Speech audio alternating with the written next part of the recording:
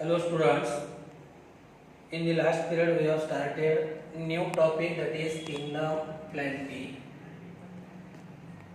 We have seen kingdom plenty, it include all multicellular, eukaryotic, photosynthetic organisms, and the members which are included in kingdom plenty they are called as plants. With the help of photosynthetic pigment they trap solar energy, and this solar energy it is converted into chemical energy, means they synthesize their own food material, and that is why the members of kingdom plenty they are autotrophic. Autotrophic means they synthesize their own food material. स्वतःचं food material स्वतः तयार करतात त्यांना आपण autotrophic म्हणतो. Further we have seen kingdom plenty, it is divided into two sub kingdom. One is called as cryptogams and second one is called as dendrogams. Then further we have seen, as far as kingdom plenty is concerned, this kingdom plenty it is divided into 5 divisions. These are, first one is Calophyta, which is most commonly called algae. Second one is called as Bryophyta. Third one is called as Pteridophyta. Fourth one is called as Gymnosperm, and last one it is called as Angiosperm. Means see, these are the 5 divisions. First division, that is Calophyta, or it is called as algae. Then second division, it is called as Bryophyta. Then third division, it is called as Pteridophyta. Then fourth division, it is called as Gymnosperm. And last one, that is called as Angiosperm. म्हणजे जी kingdom plenty आहे ही kingdom किती division मध्ये divide केली? 5 division मध्ये. आणि याच्या 5 division आहेत. पहिली आहे कॅलोफायटा, ज्याला आपण algae म्हणतो, दुसरी ब्रायोफायटा, तिसरी टेरिडोफायटा, चौथी जिम्नोस्पर्म आणि last division it is called as angiosperm. Out of this we have seen chlorophyta means algae. These are most primitive. Means they have been developed for the first time. And same, these are most advanced. Because these are recently developed. आणि मागच्या तासाला मी तुम्हाला हे सांगितलं होतं की कुठलीही गोष्ट जर प्रिमिटिव्ह असेल तर ती लेस डेव्हलप्ड असते, आणि जी रिसेंट टाइम किंवा नंतरच्या कालावधीमध्ये डेव्हलप झाली त्याला आपण काय म्हणतो? That is called as most advance. म्हणजे जी सगळ्यात अगोदर डेव्हलप झाली ती लेस ॲडव्हान्स, म्हणजे त्याला आपण प्रिमिटिव्ह म्हणतो. आणि जी सगळ्यात उशिरा डेव्हलप झाली किंवा नंतर डेव्हलप झाली त्याला आपण काय म्हणतो? That is called as most advance. आता याच्यापैकी जर आपण पाहिलं तर see chlorophyta, bryophyta, pteridophyta and gymnosperm, all these are called as non-flowering plants. And only angiosperm, these are called as flowering plants. जे येथे 4 डिव्हिजन्स आहेत chlorophyta, bryophyta, pteridophyta, gymnosperm, they do not produce flower. Here Calophyta, Bryophyta, Pteridophyta, they do not produce seed, but Gymnosperm produces seed. Gymnosperm non-flowering plant आहे, यांच्यामध्ये seed तयार होते, fruit नाही, fruit it is absent. आणि Angiosperm मध्ये मात्र flower as well as fruit they are present. Flower आहे, seed आहे, फ्रूट आहे, कुणामध्ये? Angiosperm मध्ये. आणि म्हणून यांना आपण काय म्हणतो? मोस्ट ॲडव्हान्स म्हणतो. त्याच्यानंतर आपण पहिली डिव्हिजन पाहिली मागच्या तासाला chlorophyta. We have discussed all the general characters from this division, that is called as Calophyta or algae, and most of the members of algae they are found in water, means they are found in aquatic habitat. Very few members they are found growing as epiphyte, means on other plants only for support, not for food material, and some members they live in symbiotic association. Symbiotic association, the example we have discussed about the lichen, where algae and fungi they live together and derive benefit from each other. म्हणजे बहुतेक करून algae मधले जे members आहेत हे aquatic आहेत, काही epiphyte म्हणून ग्रो होत आहेत आणि काही सिम्बायोटिक रिलेशनशिप मध्ये राहतात. नंतर यांचं आपण थॅलस पाहिलं. थॅलस किंवा त्याला आपण काय म्हणतो, प्लांट बॉडी म्हणतो. थॅलस का म्हणतो, कारण याच्यामध्ये रूट नाही, स्टेम नाही, लीफ नाही, म्हणजे that is thalloid plant body. नंतर आपण त्याचं सेल वॉल मटेरियल पाहिलं. We have discuss about the photosynthetic pigment. Later on we have discuss about the reserve food material. Then we have discuss 3 types of reproduction they are found from algae. First one is vegetative, second one is called as asexual, and third type that is called as sexual. Means all 3 types of methods of reproduction they are found from the algae. Apart from this we have seen in the life cycle of algae there are 2 generations. One is haploid generation, second one is diploid generation. And these 2 generations rotate alternately in the life cycle, that is called as alternation of generation. And lastly we have discussed about some photosynthetic pigments.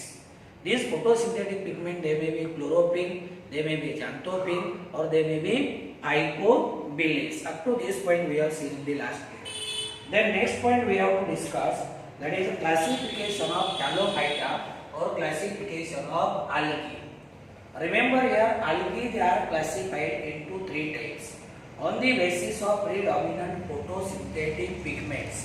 बघा मागच्या तासाला तुम्हाला सांगितलं की कुठल्याही गोष्टीचं आपण वर्गीकरण करतो तेव्हा पहिला प्रश्न आला पाहिजे की बेसिस काय, क्लासिफिकेशनचं बेसिस काय, म्हणजे याच्यामध्ये कुठले फोटोसिंथेटिक पिगमेंट्स आहेत, प्रीडॉमिनंट फोटोसिंथेटिक कुठले आहेत पिगमेंट्स, याच्यावरनं अल्गीचं क्लासिफिकेशन 3 टाइप्स मध्ये करतो. आणि हे जे 3 टाइप्स आहेत, same first type that is called as chlorophyceae. First type that is chlorophycin. Second one that is called as pheophycin. And third type that is called as rhodophycin. These are called as third one that is called as rhodophycin. म्हणजे division algae. It is divided into 3 classes: chlorophycin, pheophycin and rhodophycin. आणि basis काय, कुठला photosynthetic pigment त्यांच्यामध्ये आहे. आलं लक्षामध्ये, photosynthetic pigment कुठला आहे याच्यावरून आपण काय करतो, डिव्हिजन अल्गी या 3 क्लासेस मध्ये आपण काय करतो, डिवाइड करतो. Now we will see one by one in detail all these classes. First one that is called as chlorophycin. That is chlorophycin. Chlorophycin more commonly these are also called as green algae. These are called as green algae. बघा basics तुम्हाला शिकवताना मी सांगितलं होतं की जेव्हा chloro ही term येते, कुठली chloro, chloro म्हणलं का ग्रीन, क्लोरो म्हणलं का ग्रीन, आणि ग्रीन पिगमेंट कुठला तुम्हाला माहिती आहे, कुठला क्लोरोफिल, कुठला chlorophyll, it is green pigment. Means here we can note down the first point, that is principal photosynthetic pigments. Principal photosynthetic pigments, these are chlorophyll A and chlorophyll B. Chlorophyll A and chlorophyll B. आणि एक लक्षात घ्या, chlorophyll A जो आहे तो क्लोरोफायसी मध्ये आहे, पिओफायसी मध्ये आहे, रोडोफायसी मध्ये आहे. इव्हन आपण असे म्हणतो की त्याला युनिव्हर्सल पिगमेंट म्हणूयात आपण. युनिव्हर्सल का, तर it is present in all those plant which carry out photosynthesis. जेवढे प्लांट आहेत जे फोटोसिंथेसिस करतायत या सगळ्यामध्ये आहे.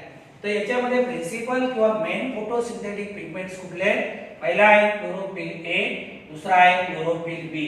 म्हणजे क्लोरोफिल पिगमेंट कोण आहे, हा ग्रीन कलरचा आहे म्हणून नाव काय दिलंय, क्लोरोफायसिन. आलं लक्षामध्ये. द प्रिन्सिपल और main photosynthetic pigments these are chlorophyll A and chlorophyll B. Then another point, that is they are found mostly in fresh water and few are found in marine and brackish water. म्हणजे तुम्हाला पहिले तर माहिती पाहिजे की यांचा habitat काय आहे. हॅबिटॅट म्हणजे place of living. They are found mostly in. जेव्हा आपण म्हणतो ना मोस्टली हा शब्द आला की बहुतेक करून मेजॉरिटी मेंबर जे आहेत दे are found mostly in fresh water, गोड्या पाण्यामध्ये सापडतात. And few they are found in marine water, sea water or salt water as well as brackish water. And remember here brackish water, this one is mixture of fresh and salt water. See brackish water, this one is mixture of fresh and salt water. आता हे जे mixture आहे किंवा ब्रॅकिश water आहे, where it is found? It is found in estuary. Now what is mean by estuary? Estuary means actually this one is a place in sea. It is estuary. This one is place in sea where fresh water of river meet to the salt water of sea. म्हणजे एस्ट्युअरी समुद्रामधला असं ठिकाण आहे का ज्या ठिकाणी नदीचं गोड पाणी जाऊन समुद्राच्या खारट पाण्यामध्ये मिक्स होते, त्या ठिकाणाला आपण एस्ट्युअरी म्हणतो. आणि एस्ट्युअरी मध्ये आता बघा हे दोन्ही पाणी एकत्र झाले म्हणजे याला आपण काय म्हणतो, ब्रॅकिश वॉटर म्हणतो. ब्रॅकिश वॉटर याला आपण मचूळ पाणी म्हणतो. कुठलं पाणी? मराठीमध्ये याला आपण मचूळ पाणी म्हणतो. गढुळाचं पाणी वेगळं आहे बरं का, गढुळाचं पाणी नाही, हे मचूळ पाणी याला आपण ब्रॅकिश वॉटर म्हणतो. कारण याच्यामध्ये फ्रेश आणि सॉल्ट वॉटर दोन्हीचं काय मिक्सचर आहे. आता एस्ट्युअरीचं तुम्हाला एक्झाम्पल सांगायचं झालं तर गोदावरी एस्ट्युअरी. गोदावरी नदी जी नाशिक त्र्यंबकेश्वरला उगम पावते, नंतर नाशिकवरून पुढे येऊन गंगाखेड, परभणी, नांदेडमधून आंध्रामध्ये जाऊन आंध्रामध्ये राजमहेंद्री डिस्ट्रिक्टमध्ये ती समुद्राला जाऊन मिळते. म्हणजे तिथे जी एस्ट्युअरी तयार होते त्याला आपण गोदावरी एस्ट्युअरी म्हणतो. आणखी आपल्याकडे दुसरी एस्ट्युअरी जर सांगायची झालं तर नर्मदा तापी एस्ट्युअरी आहे गुजरातमध्ये, महानदी एस्ट्युअरी आहे ओरिसामध्ये, कृष्णा कावेरी एस्ट्युअरी आहे तामिळनाडूमध्ये. पुढे कृष्णा कावेरी तामिळनाडूमध्ये, महानदी एस्ट्युअरी ओरिसामध्ये जी महानदी आहे ती समुद्राला जाऊन मिळते, तिथे दंतूर किनारा तयार होतो म्हणजे एस्ट्युअरी तयार होते, त्याला महानदी एस्ट्युअरी. मग लक्षात आलं ना की हे जे क्लोरोफायसी मधले मेंबर्स आहेत बहुतेक करून कुठे सापडतात, फ्रेश वॉटर मध्ये. Mostly they are found in fresh water and few they are found in marine water or sea water as well as in brackish water. मग ब्रॅकिश वॉटर लक्षात आलं ना, ब्रॅकिश वॉटर म्हणजे फ्रेश वॉटर आणि salt water. म्हणजे नदी जिथं जाऊन समुद्राला मिळते त्या ठिकाणाला आपण एस्ट्युअरी म्हणतो. मग नदीचं गोड पाणी आणि समुद्राचं खारट पाणी एकत्र होत आहे त्याला आपण काय म्हणतो, that is called as brackish water. Then next point, that is plant body is unicellular. बहुतेक एक पेशी आहे. Plant body is unicellular, colonial and filamentous. आता याच्यामधले जे काही मेंबर्स आहेत हे कॉलनीज मध्ये राहतात, कलोनियल फॉर्म मध्ये राहतात. तुम्ही जर वॉलॉक्सचे एक्झाम्पल घेतलं तुमच्या टेक्स्ट बुक मध्ये दिलं नाही पण एनसीईआरटीच्या पुस्तकामध्ये दिलंय, तेव्हा मी तुम्हाला तिथे तो डायग्राम दाखवेल. तर इथे बघा एक आहे तर these are the members and these members they are found in colony. This is called as colonial form. काय म्हणायचं त्याला, colonial form. तुम्ही युलोथ्रिक्सचं एक्झाम्पल जर पाहिलं, युलोथ्रिक्स नावाची आलेली तर याच्यामध्ये काय असतात, किंवा स्पायरोगायराचं एक्झाम्पल घ्या, हे असे फिलामेंट्स असतात. काय असतात फिलामेंट. म्हणजे प्लांट बॉडी जर आपण पाहिली तर plant body it is unicellular, काही मध्ये ती कॉलोनियल आहे आणि काही मध्ये ती काय आहे फिलामेंटस आहे. काय filamentous. Then next point that is cell wall is made up of cellulose. Cell wall it is made up of cellulose. Cell wall कशापासून बनली आहे सेल्युलोज पासून बनली. आला लक्षामध्ये सेल्युलोजिक सेल वॉल आहे, सेल्युलोज पासून बनलेली सेल वॉल आहे. Then see next point that is chloroplast. Chloroplast is of various shapes like discoid, or it may be plate like, or it may be reticulate, or this may be cup shaped, or it may be ribbon shaped or ribbon like, or it may be spiral shape, तर याच्यामध्ये chloroplast आहे. Chloroplast तुम्हाला माहिती आहे green प्लांटच्या leaf मध्ये काय इकडे बघा हे ग्रीन प्लांटचं लीफ आहे. या लीफ मध्ये मार्जिनल साइडला इथे काय असतात क्लोरोप्लास्ट असतात. काय क्लोरोप्लास्ट. आणि या क्लोरोप्लास्ट मध्ये काय फोटोसिंथेटिक पिगमेंट्स. काय फोटोसिंथेटिक पिगमेंट. मग क्लोरोप्लास्ट मध्ये फोटोसिंथेटिक पिगमेंट काय करतात सनकडनं येणारी सोलार एनर्जी ट्रॅप करतात आणि त्याचं कन्वर्जन केमिकल एनर्जी म्हणजे स्वतःचं फूड मटेरियल स्वतः तयार करतात. तर यांच्यामध्ये क्लोरोप्लास्ट जो आहे chloroplast it is of different shape. It may be disc shaped चकटी सारखा असेल, डिस्कॉइड किंवा प्लेट लाईक असेल किंवा रेटिक्युलेट असेल, कप शेप्ड असेल किंवा रिबन लाईक असेल किंवा स्पायरल. म्हणजे shape of chloroplast in the members of chlorophyceae it is different.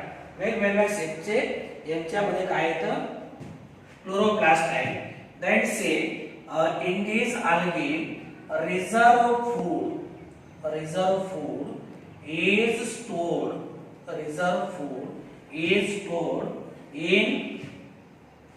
in the form of starch. Reserve food material कुठल्या फॉर्म मध्ये साठवून ठेवलं यांच्यामध्ये स्टार्चच्या फॉर्म मध्ये. आता तुम्ही शेवटी तुम्हाला कंपॅरिझन मध्ये स्टडी करायची. आलं लक्षामध्ये.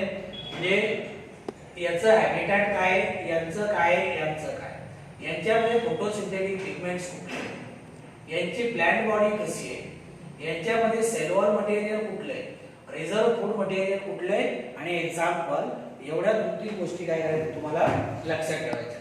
तर क्लोरोफायसी मधले जे मेंबर्स आहेत यांच्यामध्ये जे रिझर्व फूड मटेरियल आहे reserve food material it is stored in the form of starch.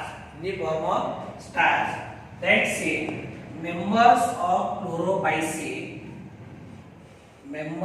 are rich in protein. These are rich in protein and hence protein so used as food even by space travelers.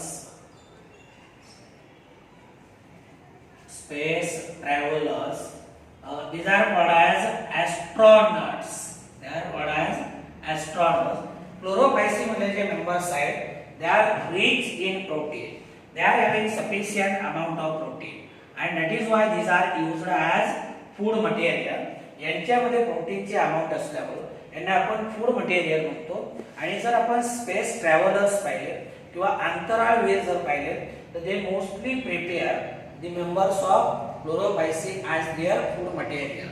कारण याच्यामध्ये प्रोटीनचे amount abundant आहे म्हणून space travellers किंवा astronauts काय करतायत याचा food material म्हणून खूप मोठ्या प्रमाणामध्ये वापर करतायत. Then another point that is पायरेनॉइड्स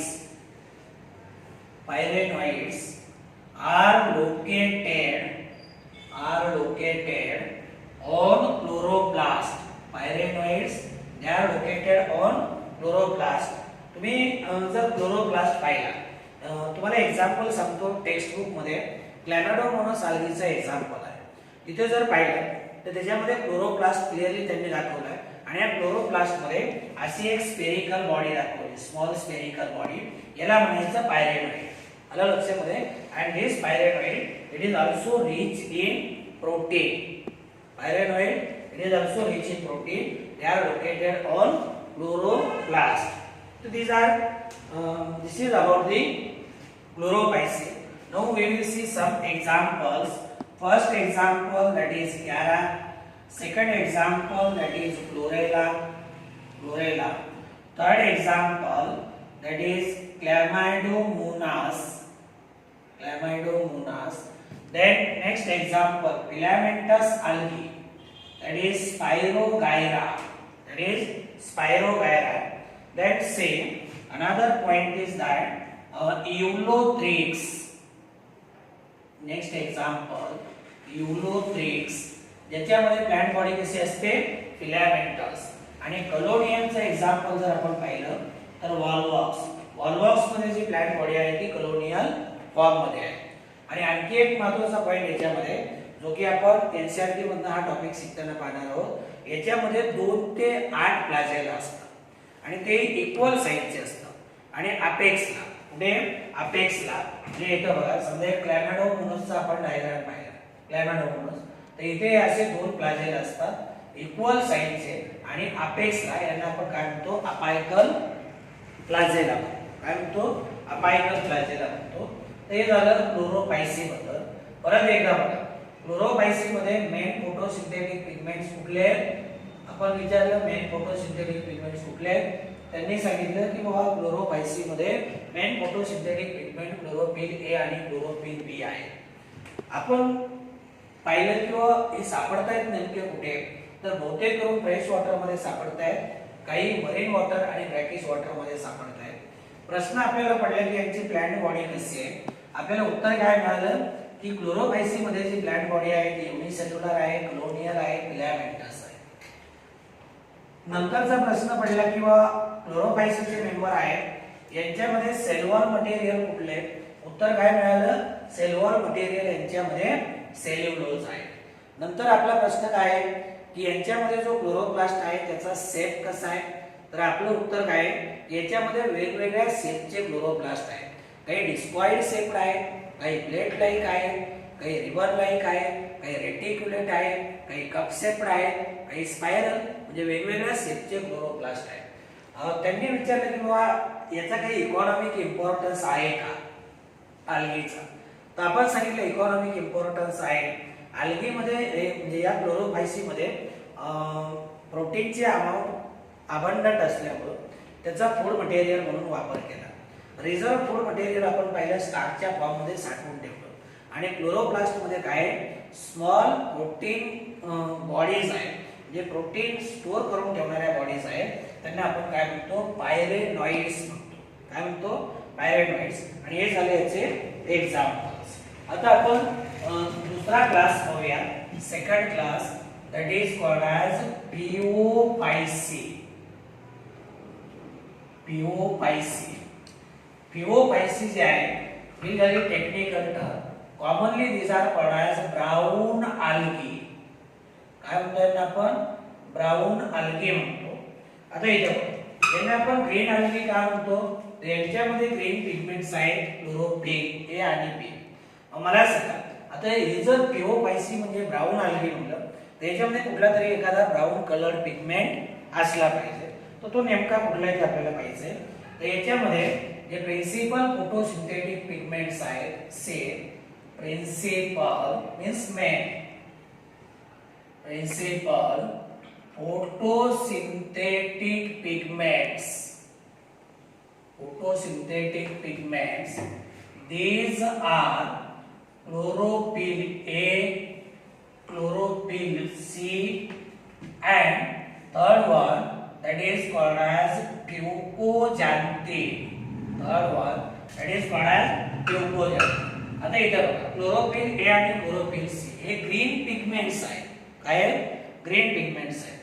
In addition to these green pigment, there is a brown pigment fucoxanthin आणि हा ब्राऊन कलरचा असल्यामुळे नाव काय दिलंय name it is given brown algae कुठलं नाव दिलं त्याला आपण ब्राऊन अल्गी तर याच्यामध्ये principal photosynthetic pigment chlorophyll A आणि मगाशी सांगितलं क्लोरोफिल ए तुम्हाला सगळ्या अल्गी मध्ये सापडणार आहे का तो युनिव्हर्सल फोटोसिंथेटिक पिगमेंट आहे त्याचं काम काय लाइट एनर्जीचं कन्वर्जन सोलार एनर्जी मध्ये करतो ते तीन photosynthetic pigment chlorophyll A chlorophyll C and fucoxanthin नंतर त्यांनी विचारलं की बाबा हे सापडतायत कुठं तर यांचं जर आपण हॅबिटॅट पाहिलं तर say they are mostly found in marine water and rarely in fresh water म्हणजे बहुतेक करून समुद्राच्या खारट पाण्यामध्ये सापडतात mostly they are found in marine water and rarely they are found in fresh water म्हणजे बहुतेक करून मरीन वॉटर मध्ये आणि काही थोड्याफार algae जे आहेत याचे मेंबर्स प्युरोपायसिसचे they are found in fresh water then same next point plant body is simple or filamentous simple branched oblique filamentous simple plant body कुठे दिसते आपल्याला कुठे सापडते it is found in ectocarpus कुठे ectocarpus the plant body is simple branched or filamentous or it may be profusely branched this one is found in पेलाटोनिया नावाच्या अल्गीमध्ये याला असंख्य ब्रँचेस आहेत जेव्हा प्रोफ्युजली हा शब्द वापरतो तेव्हा abundant large number of branches तर सिंपल ब्रँचड स्ट्रक्चर असेल किंवा फिलामेंटस असेल तर एक्टोकार्पस आणि प्रोफ्युजली ब्रँचड स्ट्रक्चर असेल तर त्याला आपण काय म्हणतो दॅट इज कॉल्ड ॲज पेलाटोनिया then see next point that is sale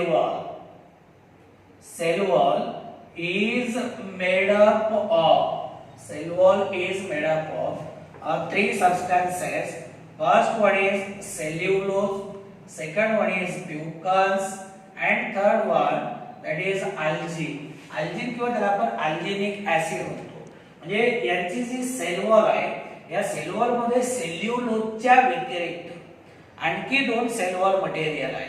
कुठले फ्युकस आणि अल्जे. फ्युकस आणि अल्जे याच्यापासून सेल वॉल बनले. तर cell wall it is made up of cellulose, fucus and algae. Then next point comes that is reserve food material. जसं आपण पाहिलं की क्लोरोपायसी मध्ये जे रिझर्व फूड मटेरियल आहे हे कुठलं स्टार्च आहे. स्टार्चच्या फॉर्म मध्ये त्यांनी आपल्याला विचारले की बाबा क्लोरोपायसी मध्ये रिझर्व फूड मटेरियल आहे का तर आहे. मग कुठल्या फॉर्म मध्ये साठवून ठेवले say reserve food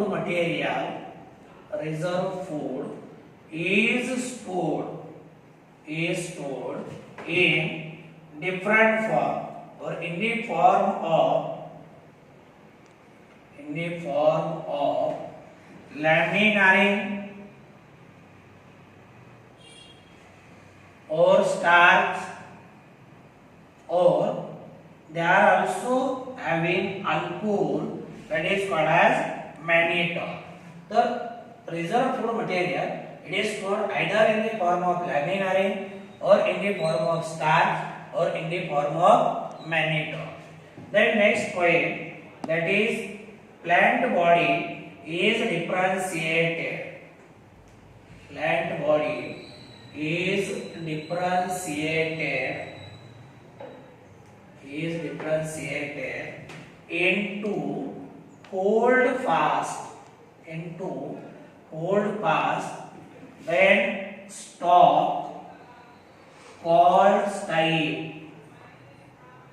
stipe and leaf like photosynthetic organ. photosynthetic organ called frond. आता बघा याच्यामध्ये जर तुम्ही एक्झाम्पल पाहिलं तर याच्यामध्ये एक गोष्ट लक्षात घ्या.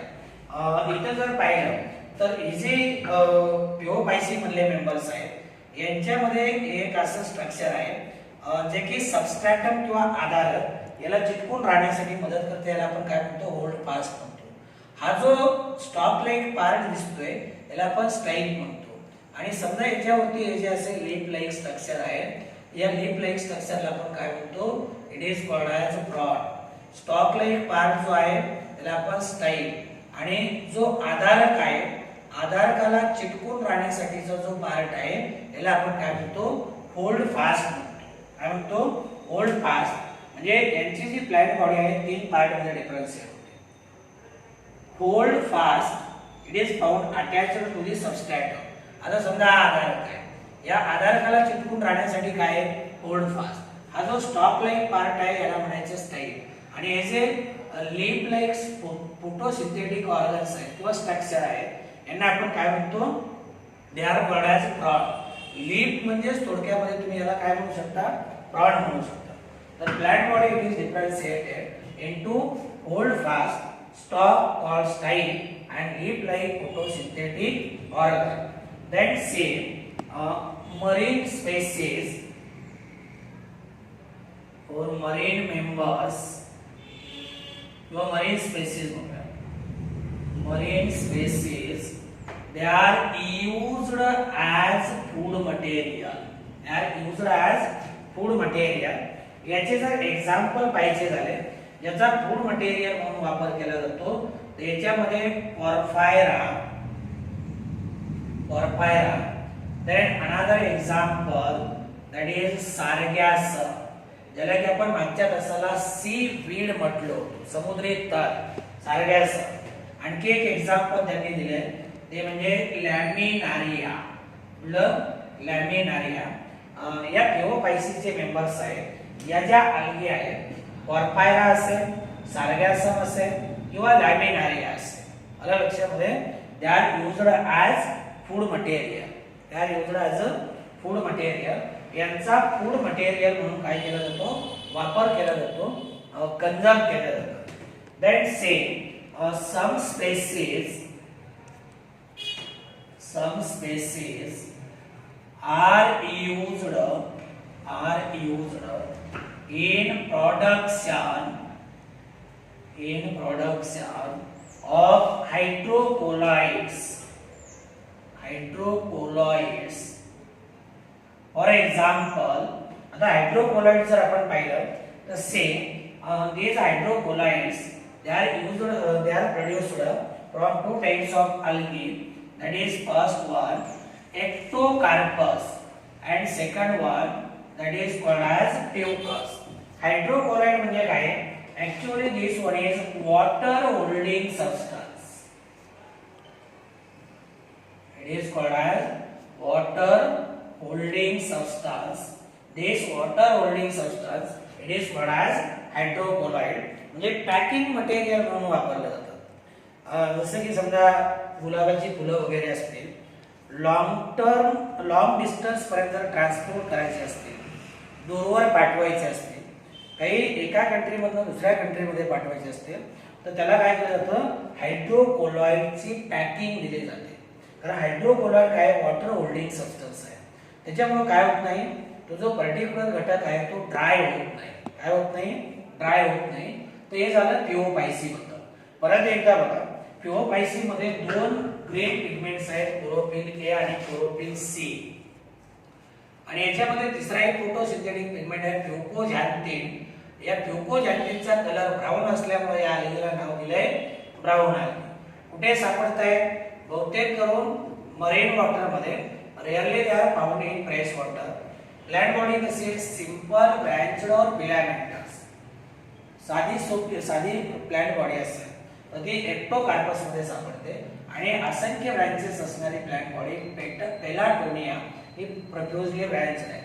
सेल्युलोज कुणापासून म्हणले, 3 घटकापासून. म्हणजे सेल्युलोजच्या व्यतिरिक्त फ्युकस आणि आल्जी हे 2 सेल्युलोज मटेरियल आहेत. रिझर्व फूड मटेरियल स्टार्चच्या फॉर्म मध्ये असेल, लॅमिनारिनच्या फॉर्म मध्ये असेल किंवा मॅनिटोलच्या फॉर्म मध्ये. प्लांट बॉडी 3 पार्ट मध्ये डिफरन्शिएट होते. एक म्हणजे होल्ड फास्ट, दुसरं म्हणजे स्ट्राइप आणि तिसरं म्हणजे लीफ, त्याला आपण प्रॉन म्हणतो. याचे एक्झाम्पल काही मरीन स्पेसीज जे आहे त्या फूड मटेरियल म्हणून वापर केला जातो. ज्या फूड मटेरियल म्हणून वापर केला जातो किंवा खाल्ल्या जातात त्या कुठल्या? पॉर्पायरा, सार्गॅसम, लॅमिनारिन. तुम्ही म्हणाल आल्गी किंवा शैवाळवर्गीय वनस्पती आपण फूड मटेरियल म्हणून खातो, बिलकुल खातो. इकडे लक्ष द्या. इकडे जर आपण पाहिलं क्लोरेला सुद्धा आपण काय करतो? प्रोटीनचा रिच सोर्स म्हणून कंझ्युम करतो. क्लोरेलाचं फूड मटेरियल म्हणून आपण वापर करतो. एक लक्षात घ्या, पॉप्युलेशन दिवसेंदिवस वाढत जाते, लँड एरिया दिवसेंदिवस कमी होतो. कारण majority land area construction purpose साठी वापरला जातो. काही लँड एरिया रोड कन्स्ट्रक्शन साठी वापरला जातो. काही लँड एरिया इंडस्ट्रियल पर्पज साठी त्याचा वापर केला जातो. कशासाठी? Industrial purpose. काही लँड एरिया डॅम कन्स्ट्रक्शन साठी वापर केला जातो. म्हणजे आपल्याकडे जर आपण पाहिलं तर आपल्याकडे फक्त 2.42% लँड एरिया आणि दिवसेंदिवस तो काय होत चाललाय? कमी होत चाललाय. मग अशा वेळेस आता बघा, पॉप्युलेशन वाढलं का फूड रिक्वायरमेंट वाढणार, पण लँड एरिया वाढतोय का? लँड एरिया कमी होतो आणि लँड एरिया कमी झाला तर काय होतंय? फूड प्रोडक्शन कमी होतं. मग कमी झालेलं फूड प्रोडक्शन वाढलेल्या लोकसंख्येची डिमांड फुलफिल करू शकेल का? नाही. तर शास्त्रज्ञांचा असा अंदाज आहे का नजीकच्या काळामध्ये जर आज लोकसंख्या वाढते त्या गतीने लोकसंख्या वाढली तर नजीकच्या काळामध्ये जमिनीवरती राहायला जागा मिळणार नाही. अशा वेळेस लोक समुद्राच्या पाण्यावरती घरं बांधून राहतील. समुद्राच्या पाण्यावरती तुमचे रेल ट्रॅक असते, समुद्राच्या पाण्यावरती तुमचे विमानतळ असते. समुद्राच्या पाण्यावरूनच काय होईल? विमानतळाचा टेक ऑफ आणि लँडिंग होईल. एवढंच नाही तर जे फूड मटेरियलचे आज सोर्सेस आहेत, भविष्यामध्ये जेव्हा ते कमी पडतील तेव्हा आपल्याला बॅक्टेरिया असतील किंवा आल्गी असतील याचं शेवाळ म्हणजे काय करावं लागेल? फूड मटेरियल म्हणून कंझ्युम करावं लागेल. काय म्हणावं लागेल? Food material. म्हणजे आज जर तुम्ही पाहिलं, आज जे मीटचे सोर्सेस आहेत त्याला आपण मटण म्हणतो, मांस. भविष्यामध्ये त्याचे सोर्सेस खूप कमी राहणार आहे. सगळ्या लोकांना त्याची डिमांड काय करता येणार नाही? फुलफिल करता येणार नाही. म्हणून शास्त्रज्ञ असं म्हणताय की नजीकच्या काळामध्ये आपल्याला इन्सेक्ट पासून तयार केलेलं मांस खावं लागणार आहे. आणि असं काही नाही बरं का, इन्सेक्ट पासून जरी तयार केलं तरी आज जे मांस आहे त्याच्यापेक्षा त्याची क्वालिटी कशी असणार आहे? सुपेरियर असणार आहे. तर काही स्पीसीज जे आहेत त्या फूड मटेरियल म्हणून वापर केला जातो, जसे की पॉर्पायरा आहे, सार्गॅसम आहे, लॅमिनारिन आहे. आणि काही स्पीसीज जे आहेत, काही स्पीसीज जे पॅकिंग मटेरियल येतं, वॉटर होल्डिंग सबस्टन्स आहे, हायड्रोकोलॉइड्स, ते तयार करण्यासाठी वापरलं जातं. याचे एक्झाम्पल आहेत एक्टोकार्पस आणि प्यूकस. तर ही झाली दुसरी. आता तुम्ही कंपॅरिझन मध्ये स्टडी करायचं बरं का. आता तिसरा टाइप जो आहे आपल्याला पाहायचा आहे, हा तिसरा टाइप कुठला आहे? Third type we have to discuss. This one is rhodophyceae. Third type that is rhodophysi.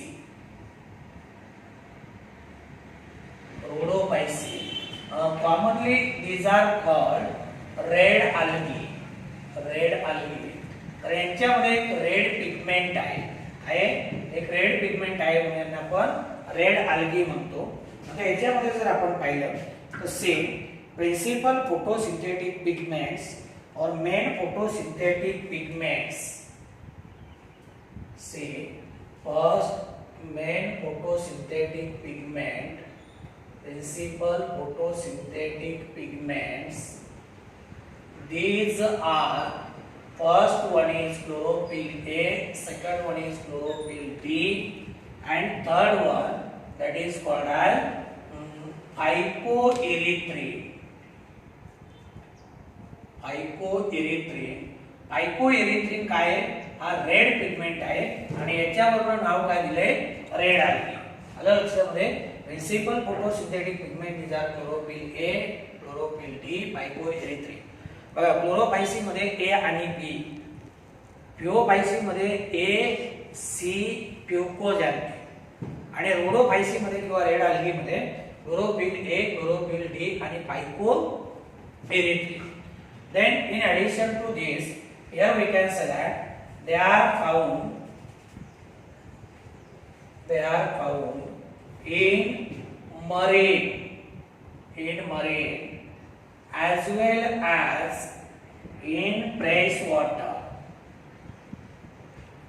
Marine as well as in fresh water on surface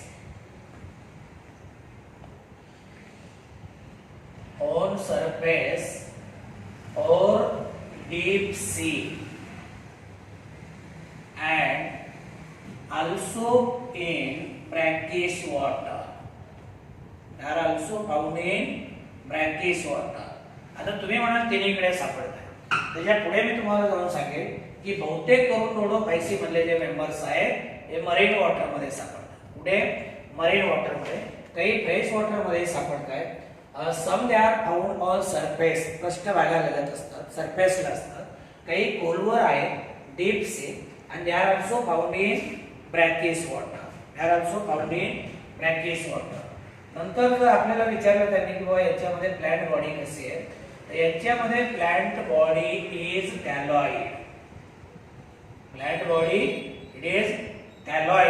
कॅलॉइड म्हणजे callus like, not differentiated into root, stem and leaves. Plant body it is caloid. Then say next, that is cell wall. Cell wall is made up of cellulose and pectin. Glued together with other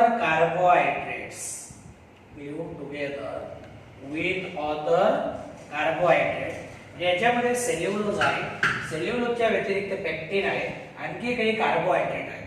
म्हणजे बघा क्लोरोफायसी मध्ये जर पाहिलं तर क्लोरोफायसी मध्ये काय आहे, cellulose कसलं होते. पिओफायसी मध्ये सेल्युलोज, प्युकास, आल्जी. आणि रोडोफायसी मध्ये जर पाहिलं तर सेल्युलोज, पेक्टिन, आणि in addition to these two there are some other carbohydrates. Then next point comes, that is reserve food material. Reserve food is stored in the form of chloridian starch.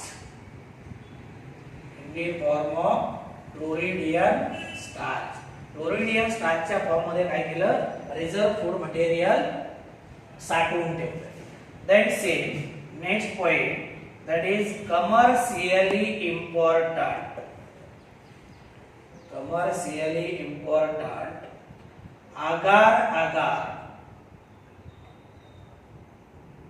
agar which is used as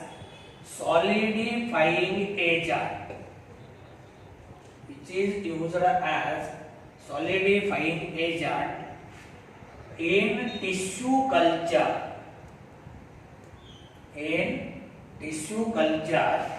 Is obtained from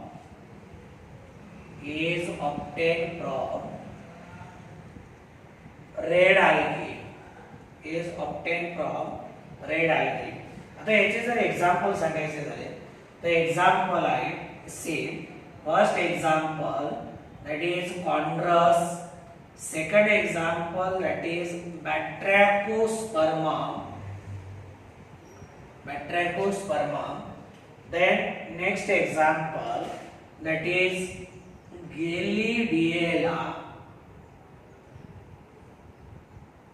Gelidium, Gracilaria, and Polycyponia. These are certain examples. हे लक्षात ठेवा, gelidium, गेलिडिएला आणि ग्रॅसिलारिया, 3G असं लक्षात ठेवा, म्हणजे तुमच्या लक्षात राहील. 3G 4G तुम्हाला चांगलं कळते. तर शेवटचा पॉइंट आपण पाहत होतो, कमर्शियली इम्पॉर्टंट आगार. आता आगार काय, हा एक पॉलिसॅकॅराइड आहे. तो कुठे वापरला जातो? टिश्यू कल्चर टेक्निकमध्ये. टिश्यू कल्चर टेक्निकमध्ये काय म्हणून वापरला जातो? Solidifying agent.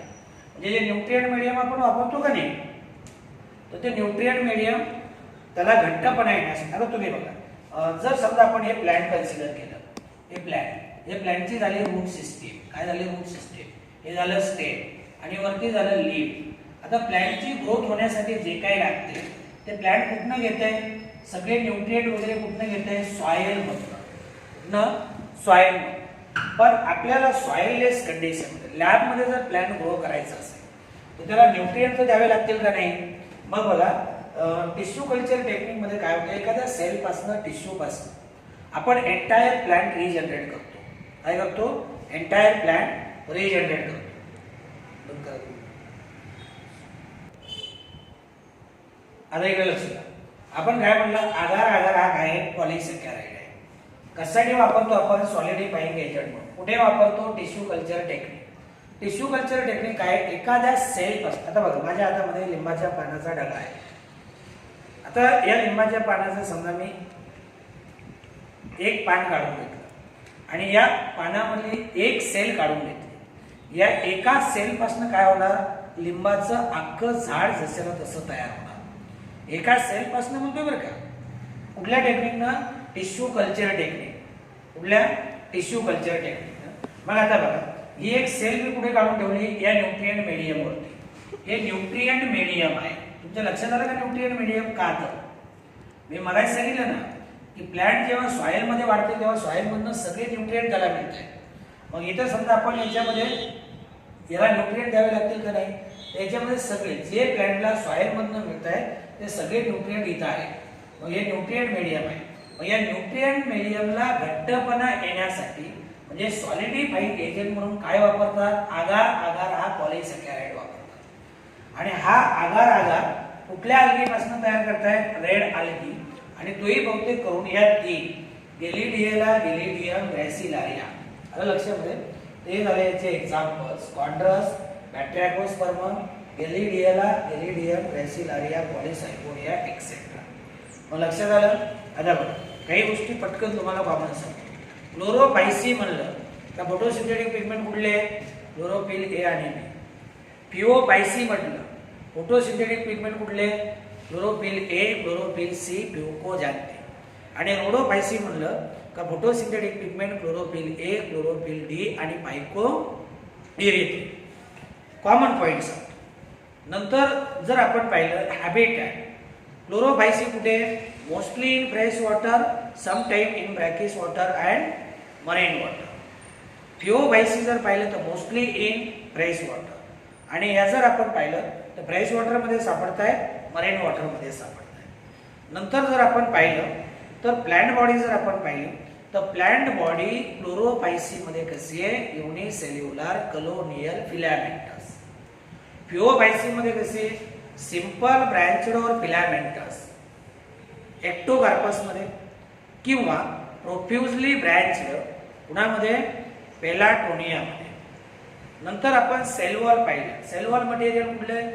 क्लोरोपायसी मध्ये सेल्युलोज, पिओपायसी मध्ये सेल्युलोज, प्युकस, आल्जी. आणि रोडोपायसी मध्ये जर आपण पाहिलं तर रोडोपायसी मध्ये cellulose, pectin in addition to this some other carbohydrates. आणि नंतर आपण एवढे कॉमन पॉइंट लक्षात ठेवा. आणि शेवटी याचे एक्झाम्पल्स. काही क्लोरोपायसी मध्ये 2-3 पॉइंट थोडे वेगळे आहेत, पिओपायसी मध्ये 2-3 शेवटचे पॉइंट वेगळे आहेत आणि इकडे 1-2 पॉइंट, एकच पॉइंट वेगळा आहे, बाकी सोपं आहे. आलं लक्षामध्ये?